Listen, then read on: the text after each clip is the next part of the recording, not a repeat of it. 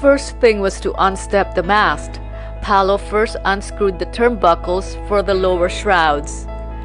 Then Odyssey was led towards the crane, which will hold and support the mast, while Paolo and the others unscrewed the turnbuckles for the upper shrouds, the forestay, and the backstay.